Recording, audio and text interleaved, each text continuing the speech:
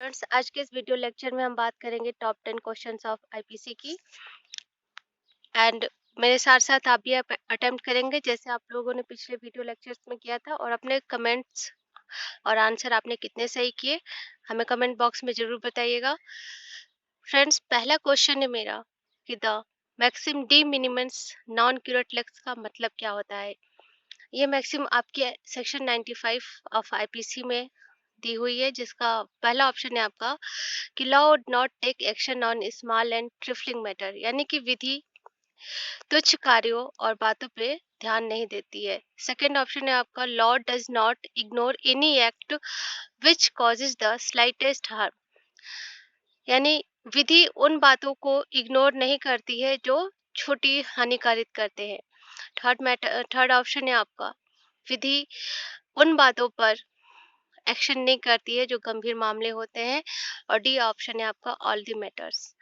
तो इसका first answer बिल्कुल सही है कि विधि तुच्छ और मामूली मामलों पर ध्यान नहीं देती है, और यही बात आपके सेक्शन 95 ऑफ आईपीसी में कही गई है कि अगर कोई कार्य बहुत ही मामूली नेचर का है, बहुत ही तुच्छ नेचर का है, जिसपे कोई कॉमन प्रूडेंस का व्यक्ति ध्यान नहीं देगा, तो वो उस बात पर विधि आपका कोई रिएक्शन नहीं करेगी, कोई एक्शन नहीं लेगी, यानी कि वो बिल्कुल एक्सक्यूजेबल क्षम्य नेचर के वे अपराध होते हैं जिनके बारे में सेक्शन 95 ऑफ द आईपीसी में बताया गया है।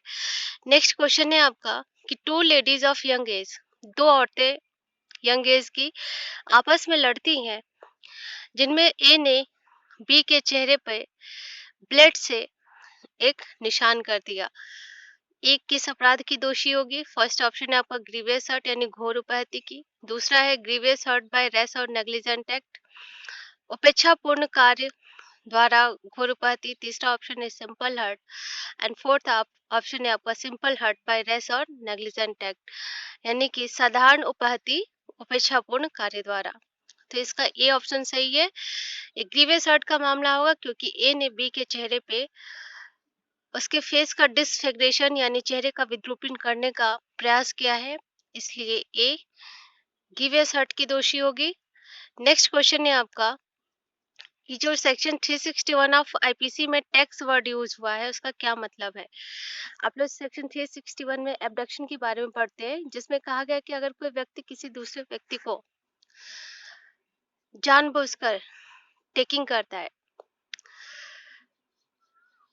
टेकिंग का मतलब होता है यहाँ पे taking by force, taking by fraud, physical taking, या ऑल ऑफ द अबव। तो यहाँ पे आपका all of the above correct answer है। सेक्शन 361, सॉरी इसमें किडनैपिंग की बात की गई है। मैं आपके तीनों तरह की अगर टेकिंग है, यानी कि कोई भी व्यक्ति गार्जियनशिप की कस्टडी से किसी व्यक्ति को ले जाता है बलपूर्वक या फ्रॉड करके, या टेक फिजिकल शारीरिक रूप से उसको ले जाता है, ये चारों ऑप्शन करेक्ट है, और उसमें टेक्स्ट में ये सारे आपके इंक्लूड होंगे। नेक्स्ट क्वेश्चन है आपका कि थेफ्ट के बारे में कौन सा सही ऑप्शन है आपका। First, dishonest intention to take property, यानी कि प्रॉपर्टी को ले जाने के लिए कोई डिसऑनेस्ट इंटेंशन होना चाहिए, बेईमानी पूर्ण आशय होना चाहिए। Second, the property must be movable, property अवश्य चल होनी चाहिए। तीसरा है the property must be in position of the prosecutor, sorry यहाँ पे गलत टाइप हो गया है, the property must be in the position of the possessor, कि प्रॉपर्टी कब्जा धारक के कब्जे में होनी चाहिए। तीसरा है ऑल ऑफ द अबव। चौथा है all of the above. Friends, ये चारों ऑप्शन आपके सही हैं। थेफ्ट के लिए प्रॉपर्टी को डिसऑनेस्ट इंटेंशन के साथ ले जाना चाहिए, प्रॉपर्टी अवश्य मूवेबल होनी चाहिए, साथ ही प्रॉपर्टी कब्जा धारक के कब्जे में होनी चाहिए। और यहाँ आप लोग ध्यान देंगे कि थेफ्ट में कभी चोरी ऑनरशिप के अगेंस्ट नहीं होती है, यह हमेशा कब्जे के अगेंस्ट होती है, यानी एक व्यक्ति अपनी भी प्रॉपर्टी की चोरी कर सकता है। तो ये चारों ऑप्शन आपके बिल्कुल करेक्ट है। नेक्स्ट क्वेश्चन है आपका क्राइम का वास्तविक आवश्यक तत्व होता है। पहला एक्टस्टियस, दूसरा है मेंस्टिया, तीसरा ऑप्शन है आपका both A and B, and D है ना तो ए ना ही बी। सी ऑप्शन इसका करेक्ट है। दोनों ही आपके क्राइम के लिए आवश्यक तत्व होते हैं, यानी एक्टस रियस के साथ मेंस रिया भी होना चाहिए, और बिना मेंस रिया के कोई कार्य आपका अपराध नहीं होता है। ये भी बात आप लोग अच्छे से पढ़ते हैं। नेक्स्ट क्वेश्चन है आपका 6 नंबर का कि सेक्शन 403 का कौन सा एक्सप्लेनेशन ये बात करता है कि अगर किसी एक टाइम के लिए भी, यानी एक समय के लिए भी डिसऑनेस्ट मिसअप्रोप्रिएशन किया गया है, तो डिसऑनेस्ट मिसअप्रोप्रिएशन यानी आपराधिक दुरुपयोग समझा जाएगा। तो वो है आपका एक्सप्लेनेशन 1, जो कहता है कि अगर कोई एक टाइम के लिए भी, यानी थोड़े समय के लिए भी, अगर किसी ने मिसअप्रोप्रिएशन किया है, संपत्ति का विनियोग किया है, दुरुपयोग किया है, तो वो समझा जाएगा कि उसने डिसऑनेस्ट मिसअप्रोप्रिएशन किया है। नेक्स्ट क्वेश्चन है आपका, every murder is a culpable homicide but not vice versa, यानी कि प्रत्येक मर्डर आपराधिक मानववध होता है, लेकिन हर आपराधिक मानववध हत्या नहीं होती है। ये स्टेटमेंट सत्य है, असत्य है, अंशतः सत्य है, या कोई भी सत्य नहीं है? तो ये स्टेटमेंट आपका बिल्कुल ट्रू है। मर्डर, जो भी मर्डर होगा कल्पेबल होमिसाइड होता है, लेकिन कोई जरूरी नहीं कि जो भी कल्पेबल होमिसाइड हो मर्डर हो। ये स्टेटमेंट आपका बिल्कुल ट्रू है। नेक्स्ट क्वेश्चन है, सेक्शन 34 ऑफ द आईपीसी कैसा ऑफेंस क्रिएट करता है? Substantive offence. सेकंड ऑप्शन है is a rule of evidence. C option है both A and B. D option है neither A not B. B is the correct answer.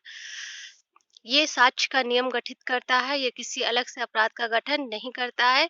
And friend, इसके साथ ही आप लोगों को बता दें कि हमारा बिहार एपीओ एंड यूपी जे और छत्तीसगढ़ जुडिशरी का भी पेड कोर्स चल रहा है, क्रैश कोर्स।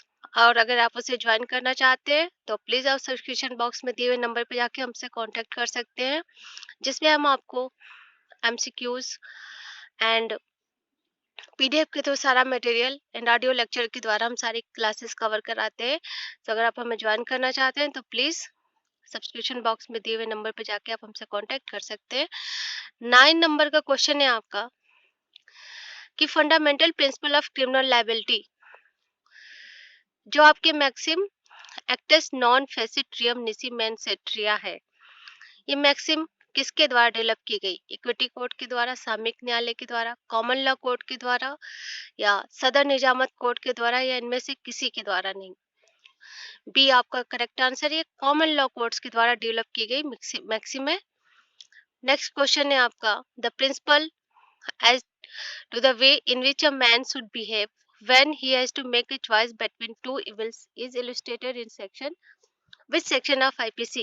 वो सिद्धांत जिसके अनुसार एक व्यक्ति दो आपराधिक कार्यों में से किसी एक का चुनाव कर सकता है, किस सेक्शन के अंतर्गत आएगी? That is section 81 of the IPC, जिसमें कि व्यक्ति के सामने दो इंजरी है, यानी कि वो दो कार्य कर सकता है, लेकिन बड़ी हानि को बचाने के लिए वो छोटी हानि कारित कर सकता है, और ये बिल्कुल एक्सक्यूजेबल ऑफेंस है। नेसेसिटी के बारे में बताती है ये सिद्धांत, section 81 of the IPC is correct answer. So friend, अगर आपको वीडियो पसंद आया हो, क्वेश्चंस अच्छे लगे हो, तो प्लीज अपने व्यूज हमें कमेंट बॉक्स में जरूर बताइएगा, एंड साथ ही साथ चैनल को लाइक एंड सब्सक्राइब जरूर कीजिएगा। Thank you friends for watching video.